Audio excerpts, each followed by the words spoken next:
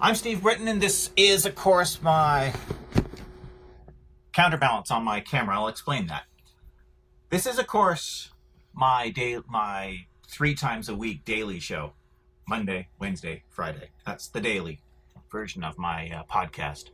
So, friend of mine on Monday, when I had computer trouble, said to me that he liked this format where I used a camera to do the show. So I decided I'm going to quickly test the audio here. Yeah, there we go. It's working. I decided to actually get a video camera, a webcam kind of thing involved to improve things a bit because he liked the format, and I actually quite like the format too.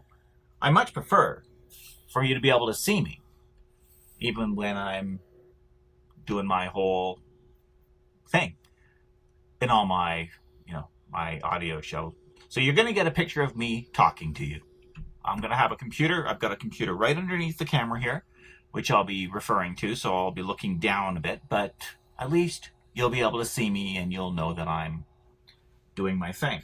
Now I'm sitting a bit further back, so I'm actually looking at the camera rather than the monitor screen. That's where I can see my picture. And so it's amazing what you can do. It is really amazing what you can do with an iPhone, a speaker that sits on top of your monitor, a box, a scientific or a solar calculator, and 3 elastic bands. All of a sudden, I've got a wonderful webcam that gives me a nice high definition signal. So that's me. That's how I've got this set up, and I can't really show it to you, but what the hell.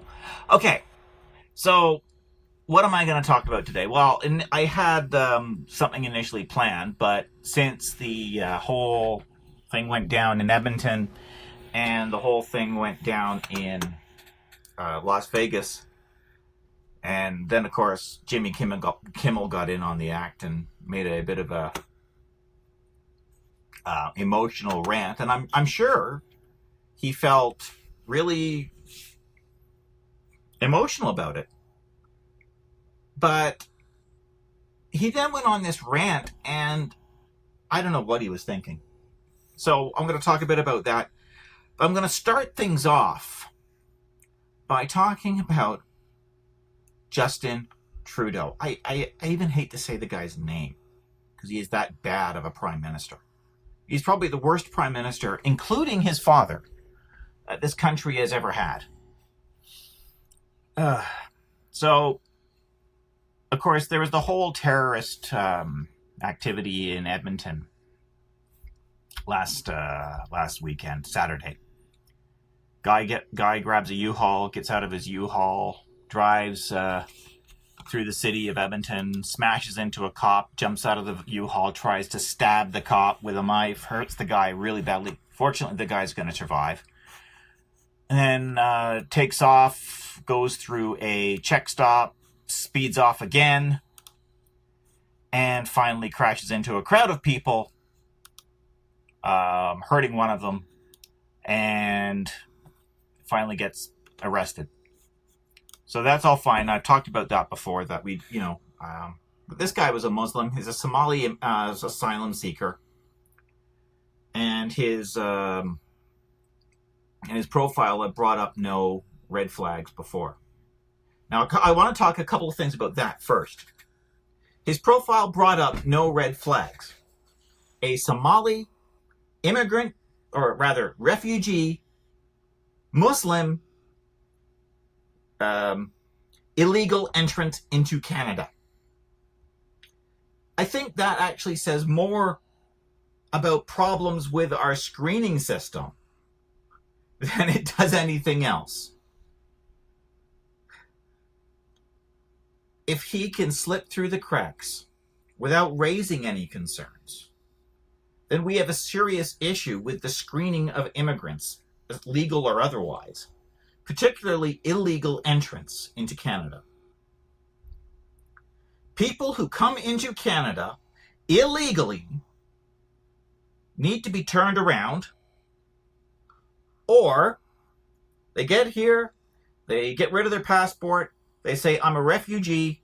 They immediately go into a quarantine of some kind where they are kept in quarantine until they can be appropriately screened, checked out, make sure they're legit, make sure they're fine, and then release them into society proper. While they're in quarantine, you can give them training on English as a second language. You can start some skills training. You can start some primer courses on what it means to live in Canada as compared to where they're from, the culture of Canada, what makes Canada great as a country. Like, we're a free country and people can say and believe whatever they want here. But there are certain values that we have, such as we reject the idea of honor killings. We reject the idea of FGM. We speak English or French. Those are our two official languages in this country. Whether you agree with them or not, that's what they are. And that's the way it is. And if you don't like it, you don't have to be here. But of course, Trudeau is the bleeding heart that he is. And he believes that everybody is wonderful, everybody is good. Actually, he's a liberal, so in fact, he believes the opposite, because liberals actually believe people are inherently stupid and inherently evil. And all really it takes for evil to triumph is for good people to do nothing. And that's what the Liberal Party of Canada is doing. So there's that.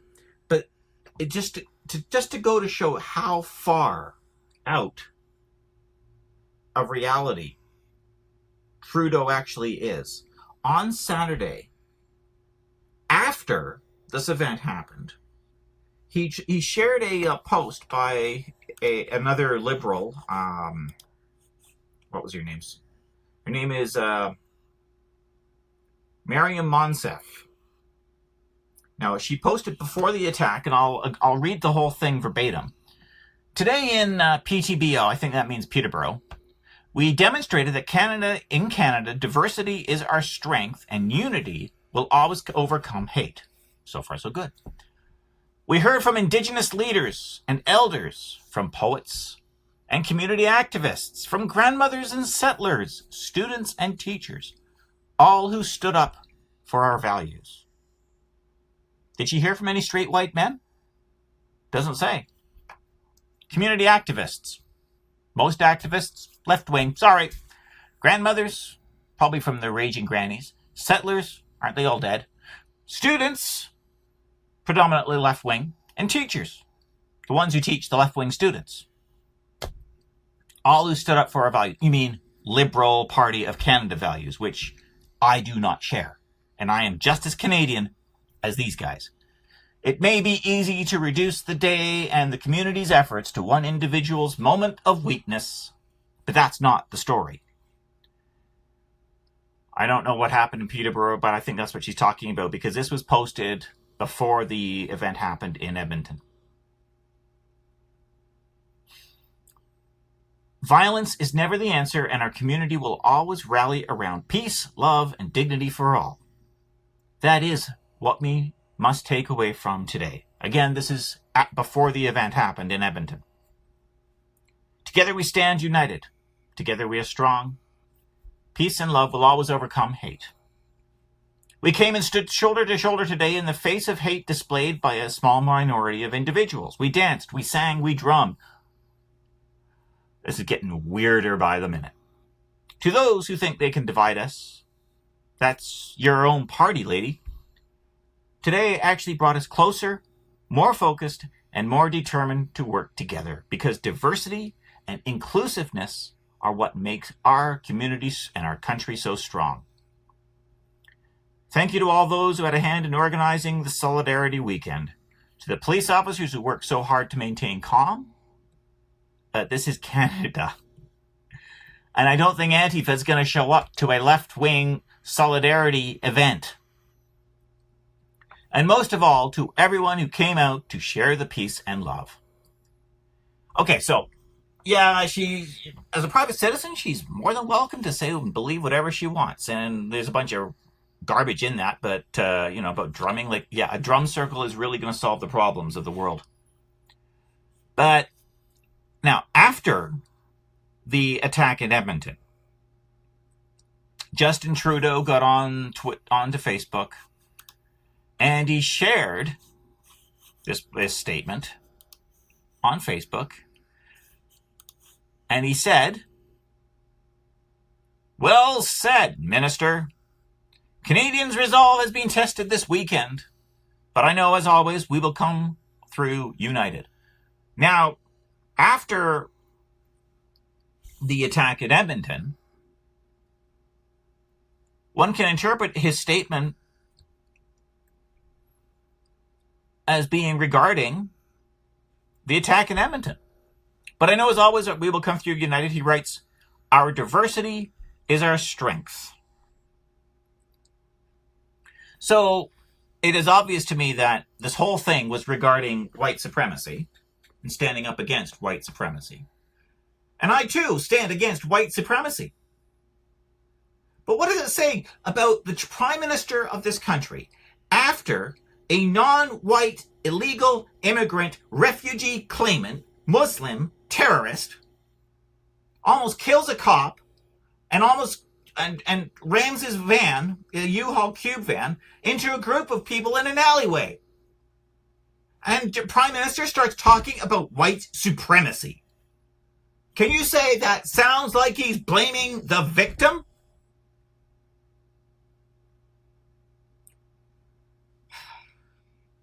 Worst Prime Minister ever. Hands down. Thanks again. Thanks, Ontario. Thanks, Quebec. Thanks, Maritimes. Just worst Prime Minister ever. In 2019, we really got to make a different choice and get this guy out of there, because he's destroying everything that Canada is. Now, switching gears. And this is also relevant to the Liberal Party of Canada, because these are the guys who introduced the gun registry so many years ago, which was an absolute waste of time. As if paper stops bullets. As if criminals, if a gun is banned, a criminal will surrender their gun to the police and say, "Yeah, here we go. This is my gun. I'm a criminal, but I'm gonna give you the gun because I'm not allowed to have it anymore." Criminals don't surrender their guns. So Jimmy Kimmell got in on the act, and he let loose on the Tonight Show with a bit of a I'd say a rant, but it was more like a talk, an emotional talk about the events. And yeah, it is an emotional thing. It's a tragedy. We don't know why the guy did it. The guy didn't seem to have any issues regarding white supremacy or for or against Trump. Nobody knows, really. It definitely did not appear to be politically motivated, is what I'm saying at this point. Now, things can change. Things always change. But that's what it stands right now. So Kimmell gets up there and he starts talking about this. And then he goes on to a bit of a thing about gun control.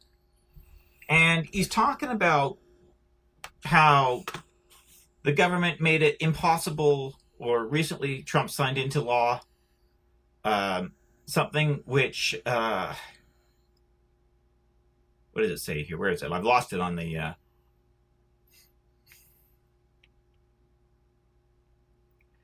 He says that there are a lot of things that we can do about it, but we don't, which is interesting, because when somebody with a beard attacks us, referring to Muslims, Muslim extremists, that is, we tap phones, we invoke travel bans, we build walls. Dude, the wall's about Mexico, not Muslims. We take every possible precaution to make sure it doesn't happen again, as we should. But when an American buys a gun and kills other Americans, there's nothing we can do about that. And the Second Amendment, I guess, our forefathers wanted us to have AK-47s, is the argument, I assume. Back when the Second Amendment was written, there was only one type of weapon. It was a musket. It was a military-grade weapon. That's what the Second Amendment was about. having weapons, military-grade weapons. An AK-47 is a military-grade weapon. By the way, a fully automatic firearm, as far as I know, in the States, is illegal. You're not allowed to have it. You're not allowed to have military-grade weapons in the States. He goes on. President Trump is visiting Las Vegas on Wednesday. He spoke this morning. He said he was praying for those who lost their lives. This is Kimmell again. You know, in February, he also signed a bill that made it easier for people with severe mental illness to buy guns illegally. That is factually wrong. That is factually untrue. In actual fact, the bill was about taking guns away from people with mental illness. But then he goes on and he starts assigning motive to people who disagree with him. He goes on and he says, the Senate Majority Leader Mitch McConnell, the Speaker of the House Paul Ryan, a number of other lawmakers won't do anything about this because the NRA has their balls in a money clip.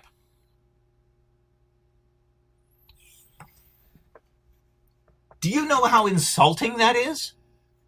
At a time like this, Jimmy Kimmel spends some time insulting people with different opinions. He's basically assigning motive to people he doesn't like with views he doesn't like. If you are a gun owner in the States, in Jimmy Kimmel's mind, you are evil.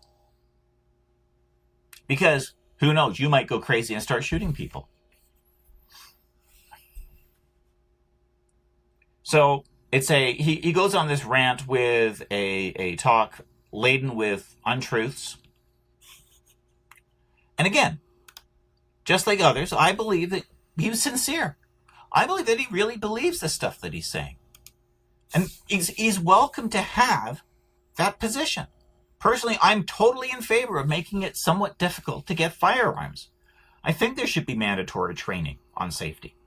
I think that there should be a licensing system in place. I don't think registering a firearm is going to do much good because criminals don't register their guns. But I think it might, if making it difficult to get a firearm, making a mandatory background check, I'm all over that. Even put in a small wait time. But outright bans on guns is not going to work because it's not the good guys that you need to worry about. It's the mentally ill people.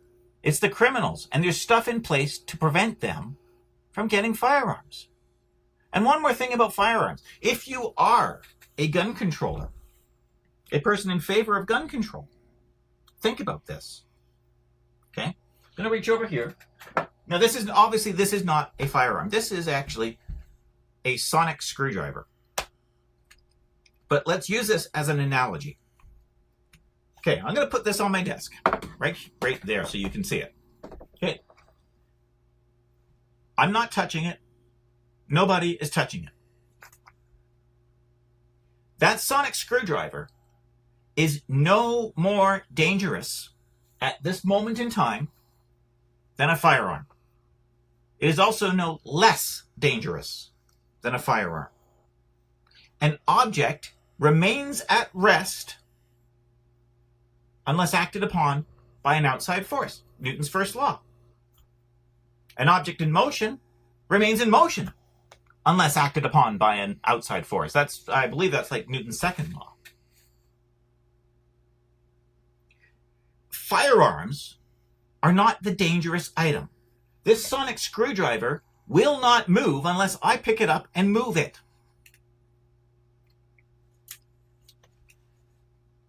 The same laws apply to absolutely everything. We've known about them for 400 years.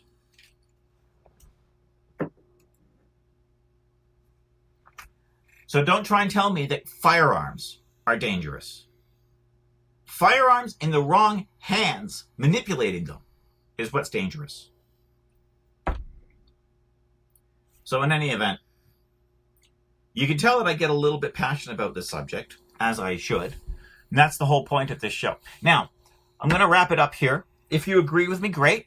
send me a comment. If you disagree with me, drop a comment in as well. I want to know about it. What have I said that you don't agree with? What I'd like you to do is be constructive about it. Tell me what you think in a constructive, concise, and polite way, and let me know. I'm really curious. As always, you can find me on Twitter at SCBritain. You can find me here on Facebook, Steve Speaks Freely. You can find me on minds.com at SCBritain. And you can find me on Patreon at SCBritain. So with that, I'm going to shut them down for today. I'm working on a couple of more detailed videos, and I'll get to those when I can. In the meantime, this is Stephen Britton, signing off for Wednesday, and I'll talk to you on Friday.